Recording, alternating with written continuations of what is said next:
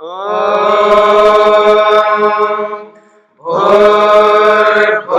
स्वः तत्सवितुर्वरेण्यं भर्गो देवस्य धीमहि धियो यो नः प्रचोदयात्।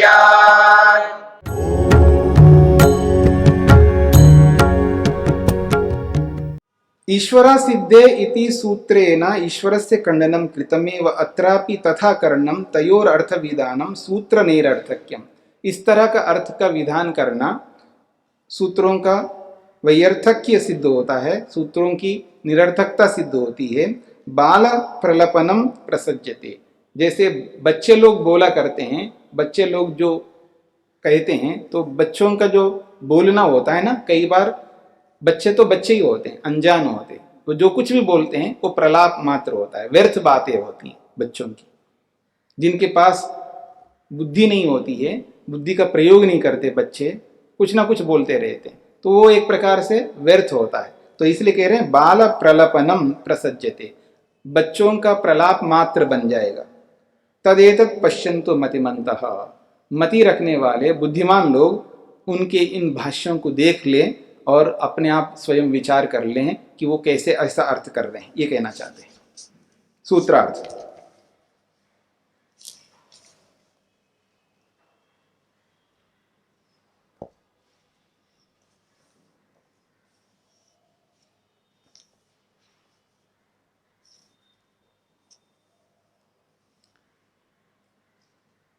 श्रुति भी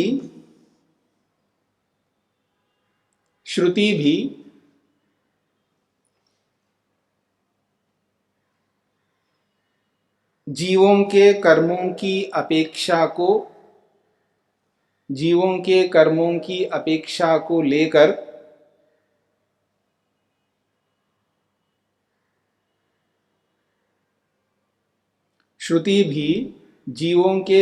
की अपेक्षा को लेकर प्रकृति कार्य रूप में परिणित होती है। प्रकृति कार्य रूप में परिणित होती है, ऐसा विधान करती है श्रुति।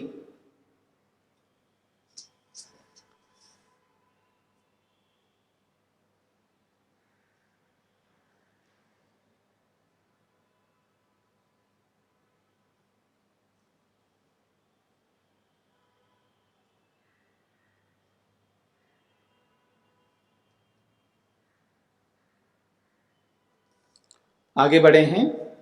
प्रधान कार्यत्वं जीव कर्मापेक्षम, प्रधानस्य कार्यरूपे परिणामम् ईश्वरो जीव कर्मापेक्षः सन् करोति इति यत् श्रुतितः साधितं तदेव पुनः युक्तितो अपि पोष्यते अन्य पक्ष उत्थापन समाधानाभ्याम। ये जो बात कही है अभी पिछले सूत्रों में, 3 सूत्रों से, प्रत्यक्ष प्रमाण, अनुमान प्रमाण और शब्द प्रमाण को लेकर के जो भी सृष्टि बनती है जीवों के कर्मों की अपेक्षा से ही बनती है, इस बात को जो कही है उसी को युक्ति से आगे समझाना चाहते हैं। प्रधान कार्यत्वम जीव कर्मापेक्षम, प्रकृति का कार्य रूप में परिणित होना जीव कर्मापेक्षम, जीवों के कर्मों की अपेक्षा से है। प्रधानस्य कार्य रूपे परिणामम ईश्वरो जीव कर्मापेक्षा सन करोति, और ईश्वर भी प्रकृति को कार्य रूप में परिणित तब करता है जब जीवात्मा के कर्मों की वहां पर उपस्थिति होती है। तो जीव कर्मापेक्षा सन करोति, जीवों के कर्मों की अपेक्षा से ही करता है। इति यत् श्रुतितः साधितम, ऐसा जो आपने श्रुति वेद के माध्यम से सिद्ध किया है, तदेव उसी सिद्धि को पुनः हम लोग युक्तितः अपि पोष्यते, युक्ति देकर के, तर्क देकर के भी उस बात को पुष्ट करते हैं। अन्य पक्ष उत्थापन समाधानाभ्यम, अन्य पक्ष और उसका समाधान को उठाते हुए, पक्ष और प्रतिपक्ष को ध्यान में रखते हुए उसका समाधान करेंगे। सूत्र है न अविद्या शक्ति योगो न अविद्या शक्ति योगो निस्संगस्य। पक्ष भी उठाया है, उसका समाधान भी किया है सूत्र में। कहते हैं अविद्या शक्ति योगो, अविद्या के कारण से, अविद्या के कारण से प्रकृति को परमात्मा सृष्टि के रूप में बदलता है।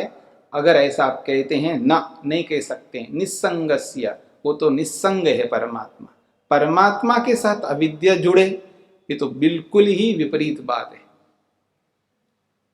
परमात्मा के साथ अविद्या जुड़ जाए तब प्रकृति को लेकर के परमात्मा सृष्टि बनाता हो, ये तो बिल्कुल विपरीत बात है।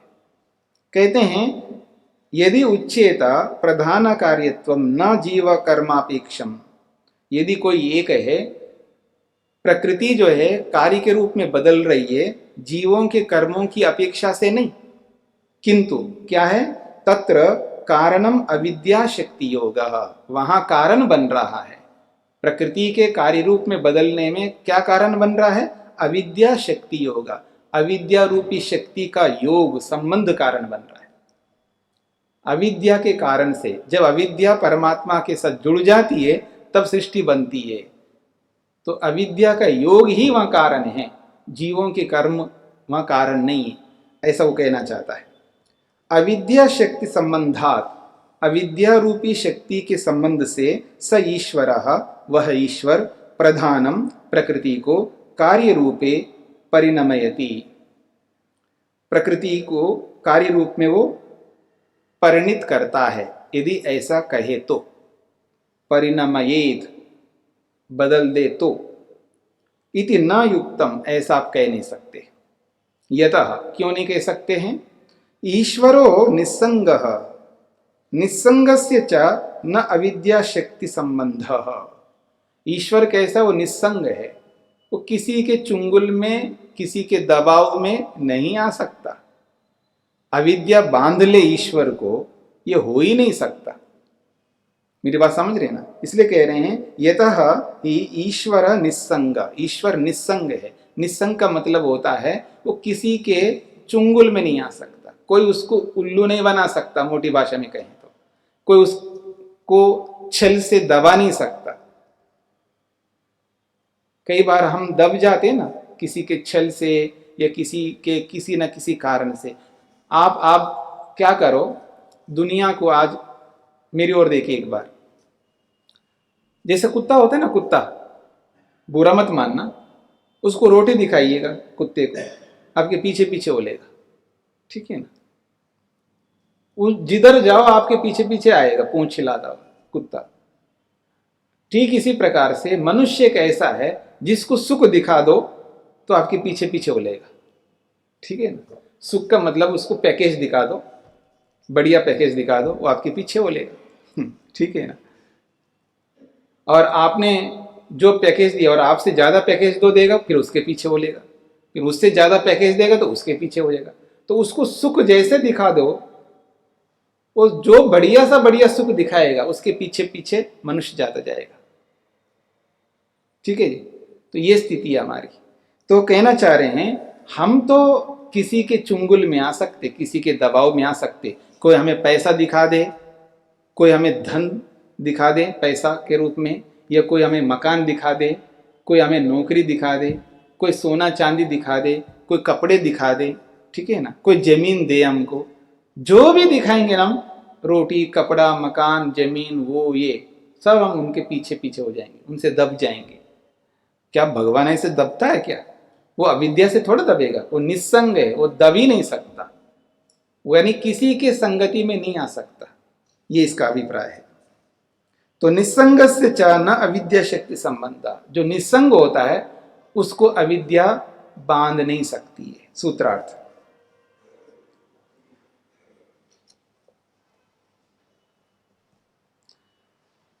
सृष्टि के निर्माण में, सृष्टि के निर्माण में,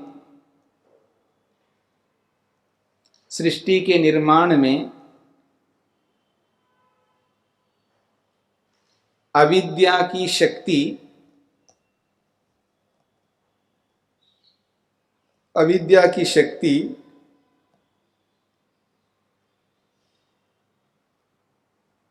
ईश्वर को बांधती है, सृष्टि के निर्माण में अविद्या की शक्ति ईश्वर को बांधती है, ऐसा नहीं कह सकते। ऐसा नहीं कह सकते क्योंकि ईश्वर निसंग है। क्योंकि ईश्वर निसंग है, अर्थात किसी के दबाव में नहीं आता। अर्थात किसी के दबाव में नहीं आता।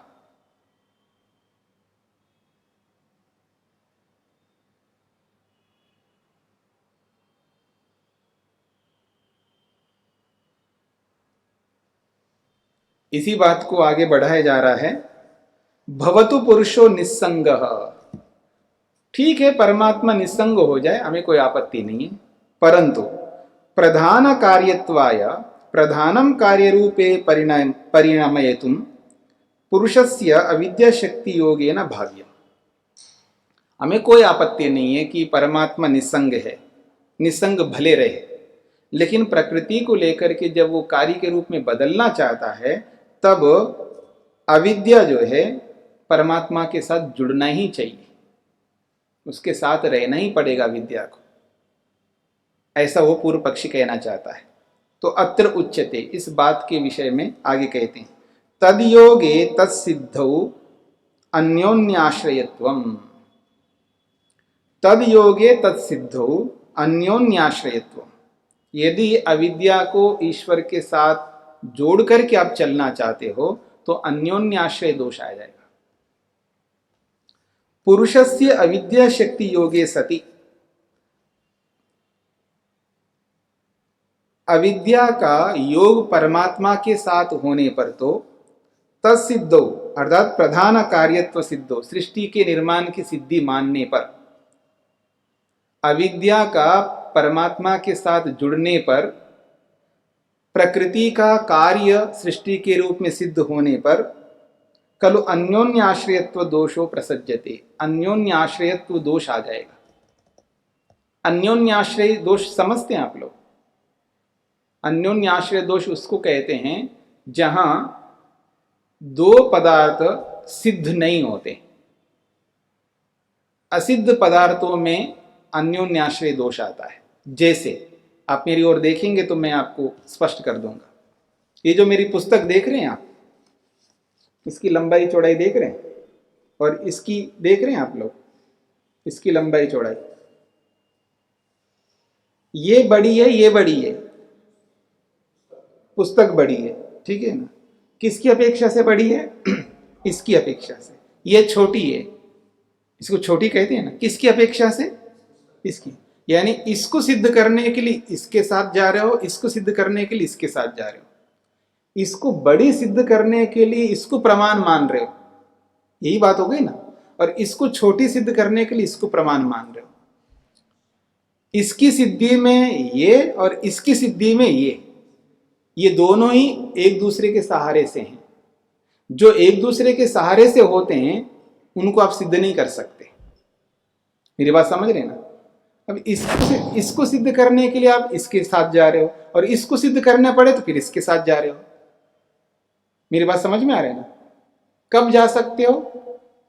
ये तब जा सकते हो पहले से ये छोटी के रूप में ही रहे निरपेक्ष, और ये बड़ी के रूप में ही रहे निरपेक्ष, तब आप एक दूसरे से सिद्ध कर सकते हो। तब अन्योन्याश्रय दोष। अन्योन्याश्रय दोष का मतलब है इसकी सिद्धि का सहारा इसको ले रहे हो, जब इसको सिद्ध करना हो तो फिर इसका सहारा ले रहे हो, तो ये एक दूसरे के सहारे नहीं बन सकते। मेरी बात पकड़ में आ रही है? एक दूसरे के सहारे कैसे बन सकते हैं, इस बात को आपको समझना पड़ेगा। जहां पहले से ही सिद्ध होते हैं दोनों, उसको सिद्ध करने की आवश्यकता नहीं है। अर्थात नित्य पदार्थों को सिद्ध करने की आवश्यकता नहीं होती है।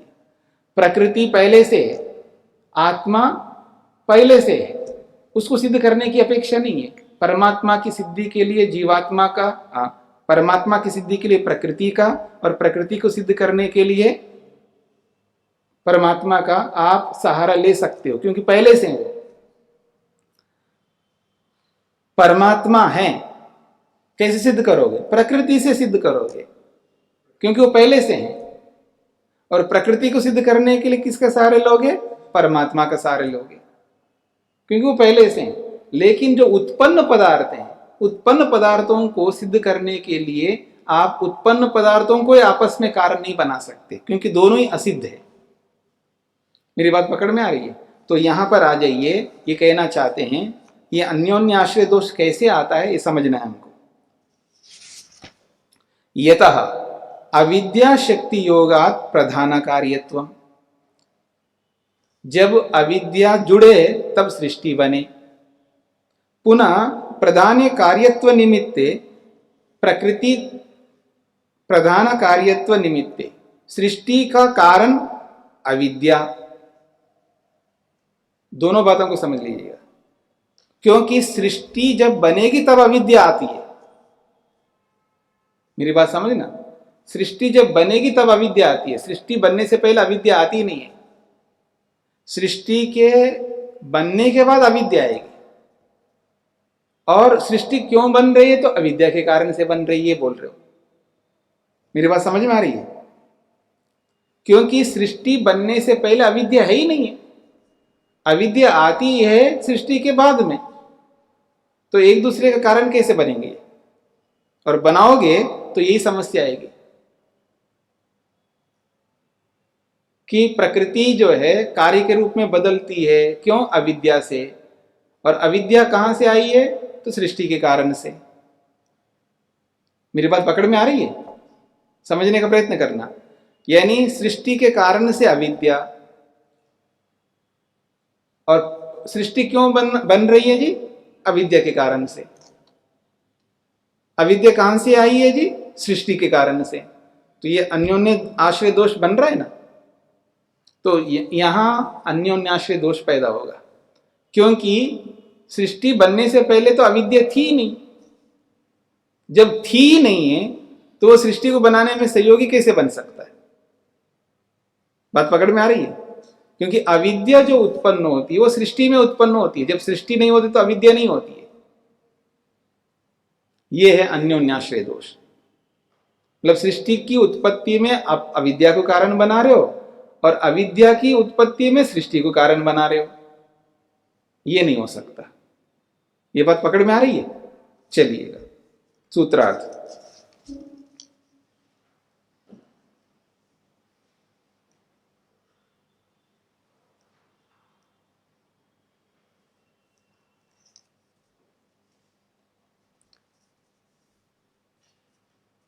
ईश्वर के साथ अविद्या का योग होने पर, ईश्वर के साथ अविद्या का योग होने पर, ईश्वर के साथ अविद्या का योग होने पर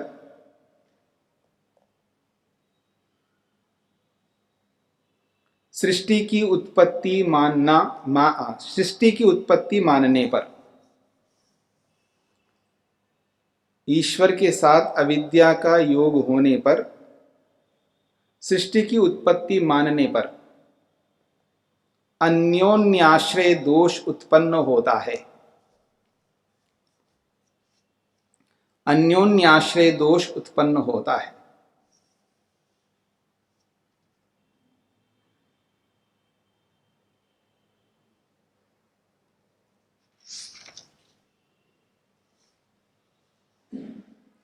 ठीक है जी। और जहां अन्योन्याश्रय दोष उत्पन्न होता है ना, उस बात को स्वीकार नहीं किया जाता है, क्योंकि अन्योन्याश्रय दोष का मतलब यह है कि कोई भी पक्ष ठहरता नहीं है, और जो पक्ष ही नहीं ठहरता हो तो उसको कैसे स्वीकार किया जाएगा। आगे इसी बात को बढ़ाया जा रहा है। अविद्या प्रधान कार्यत्वयोः अनादि संबंध बीजांकुरवद अस्ति तस्मात् न अन्योन्याश्रयत्वम दोषयुक्तम इत्यत्र उच्यते। पूर्व पक्षी कहता है आपने जो अन्योन्याश्रय दोष दिखाया है वो अन्योन्याश्रय दोष नहीं आएगा। क्यों? अविद्या प्रधान कार्यत्वयो, अविद्या और प्रधान कार्यत्व का मतलब है सृष्टि। अविद्या और सृष्टि इन दोनों का अनादि संबंध, अनादिकाल से संबंध है। उदाहरण देके समझा रहे हैं, बीजांकुरवत, बीज और अंकुर के समान। तस्मात् न अन्योन्याश्रयत्वम, इसलिए अन्योन्याश्रयत्व दोष नहीं आता है। इति अत्र उच्यते, इस संबंध में उत्तर दिया जा रहा है। प्रश्न समझ में आ गया? उत्तर है न बीजांकुरवत सादि संसार श्रुते। बीजांकुर के समान जो आपने कहा है, ये बीजांकुर के समान अनादि नहीं है। क्यों? सादि संसार श्रुते, संसार को तो सादि माना जाता है। सादि का मतलब है अनादि नहीं है, हमेशा से संसार नहीं रहा, ये तो उत्पन्न होता है। जो उत्पन्न होता है वो सादि होता है, यानी उसकी सीमा होती है, उसका प्रारंभ होता है। मेरी बात समझ रहे ना? जो उत्पन्न होता है उसका प्रारंभ होता है, और जो उत्पन्न नहीं होता वही अनादि होता है। तो इसलिए ये कहना चाह रहे हैं अविद्या और सृष्टि ये सादी है, ये उत्पन्न होते हैं, दोनों उत्पन्न होते हैं। अविद्या भी उत्पन्न होती है और सृष्टि भी उत्पन्न होती है। तो सादी होने से, यानी प्रारंभ होने के कारण से, ये बीज और अंकुर के समान नहीं हो सकता। अविद्या प्रधान कार्यत्वयो, अर्थात अविद्या संसारयो, अविद्या और संसार सृष्टि ये दोनों खलु निश्चित रूप से बीजांकुरवत अनादि संबंधो नास्ति। बीज और अंकुर के समान इन दोनों के बीच में अनादि संबंध नहीं है। सादि संसारस्य श्रुतो प्रतिपादनात्, श्रुति में वेदादि शास्त्रों में संसार को आदि प्रारंभ वाला है ऐसा प्रतिपादित किया गया होने से, संसारो न अनादि किंतु आदिमान संसारो अस्ति श्रुतिर्वदति। श्रुति क्या कह रही है? संसारो न अनादि, संसार अनादि नहीं है, किंतु आदिमान प्रारंभ वाला है संसार। श्रुति ऐसा ही कह रही है। क्या? इयं विसृष्टिर यतः बभूव, ये जो सृष्टि है, ये विविध प्रकार की जो सृष्टि है, यतः जिस परमात्मा से उत्पन्न हुई है, स्पष्ट कहा जा रहा है उत्पन्न हुई है, यानी प्रारंभ हुई है। द्यावा भूमि जनयन देव एका, एक परमात्मा ने द्युलोक को, पृथ्वीलोक को, सभी लोगों को जनयन उत्पन्न करता है। तो उत्पन्न करता है, जो उत्पन्न होता है वो आदिमान होता है, यानी प्रारंभवान होता है, अनादि नहीं हो सकता। अनादि का मतलब ही ये होता है जिसका प्रारंभ कभी नहीं हुआ, वो पहले से है। पर सृष्टि ऐसा नहीं है, सृष्टि तो आदिमान है, प्रारंभ होता है, और जो प्रारंभ होता है वो अनादि नहीं हो सकता। ये इसका अभिप्राय है। सूत्रार्थ,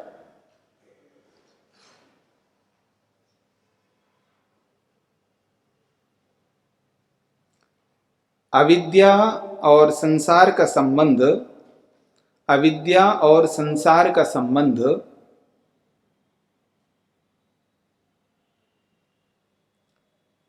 अविद्या और संसार का संबंध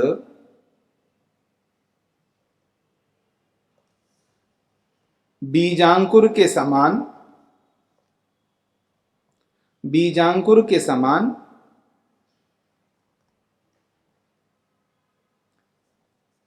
अनादि नहीं है। बीजांकुर के समान अनादि नहीं है, क्योंकि श्रुति से उसकी उत्पत्ति का विधान होने से। द्यो शान्तिरन्तरिक्षं शान्तिर्पृथिवी शान्तिरापः शान्तिरोषधयः शान्तिः वनस्पतयः शान्तिर्विश्वे देवाः शान्तिर्ब्रह्म शान्ति सर्वं शान्ति शान्तिरेव शान्ति क्षमा शान्तिरेधि। ॐ शान्ति शान्ति शान्तिः।